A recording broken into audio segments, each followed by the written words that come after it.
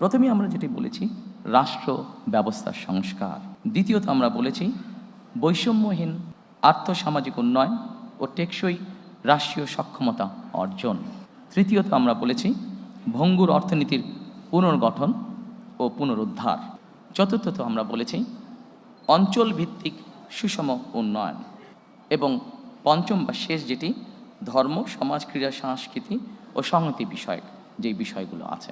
আমাদের রাষ্ট্রীয় ব্যবস্থার মধ্যে বেশ কিছু সংস্কারের প্রয়োজন আছে। প্রথমেই 31 দফা বা জুলাই সনদের বাস্তবায়ন। আমরা যখন প্রথম দেশের মানুষের সামনে 31 দফা আমাদের 2030 ভিশন বা 27 দফা উপস্থাপন করেছিলাম, তখন 31 দফা বা জুলাই সনদের বিষয়টি তখন ছিল না। যেহেতু এটি আমাদের জাতির জন্য সব কিছু মিলে একটি অত্যন্ত জরুরি বিষয়, সেজন্য এটিকে আমরা সামনে নিয়ে এসেছি। জাতি গঠন এবং গণতন্ত্রের ভিত্তিকে যদি আমাদের শক্তিশালী করতে হয়, আমরা বিশ্বাস করি যে 31 দফা এবং জুলাই সনদের যেটি আছে সেটিকে অবশ্যই আমরা বাস্তবায়ন করব।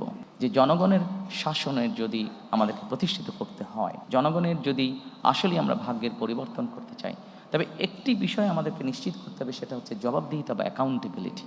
এই মুক্তিযোদ্ধা মন্ত্রণালয়ের মধ্যে আমরা একটি ডিপার্টমেন্ট তৈরি করতে চাই, যেটির কাজ হবে 2024 সালে যে গণ অভ্যুত্থান হয়েছে এবং বিগত 16 বছর ধরে গণতন্ত্র পুনরুদ্ধারের আন্দোলনে বহু মানুষ যারা খুন গুণ শিকার হয়েছেন, যারা বিভিন্নভাবে নির্যাতিত হয়েছেন, এই মানুষগুলোকে আমরা কিভাবে সহযোগিতা করতে পারি, কিভাবে এদের পাশে দাঁড়ানো যায়, সেই ব্যাপারে আমাদের একটি পরিকল্পনা রয়েছে আলাদা একটি ডিপার্টমেন্ট তৈরি করার মাধ্যমে। যোগাযোগ ব্যবস্থাকে উন্নয়ন করব, ব্রিজ, রাস্তাঘাট, বড় রাস্তাঘাট নির্মাণের মাধ্যমে।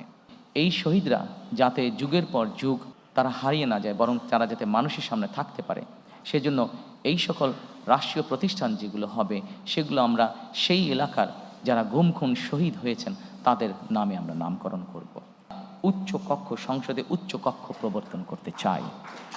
আমরা চাই বাংলাদেশে সমাজের সকল শ্রেণী পেশা, শুধু রাজনীতিবিদ নয়, রাজনীতিবিদদের বাইরেও যে সকল ব্যক্তি আছেন যারা কন্ট্রিবিউট করতে পারেন, সকলের মতামতের ভিত্তিতে, সকলের পরামর্শের ভিত্তিতে আমরা ধীরে ধীরে দেশকে সামনের দিকে পুনর্গঠন করতে চাই। অর্থনীতির ক্ষেত্রে আমরা বাংলাদেশের মধ্যবিত্ত শ্রেণী বলতে, যেটি কয়েক বছর আগেও প্রায় ধ্বংসপ্রাপ্ত ছিল, সেই মধ্যবিত্ত শ্রেণীটিকে আমরা অর্থনৈতিকভাবে ধীরে ধীরে ধীরে ধীরে শক্তিশালী করে গড়তে তুলতে চাই।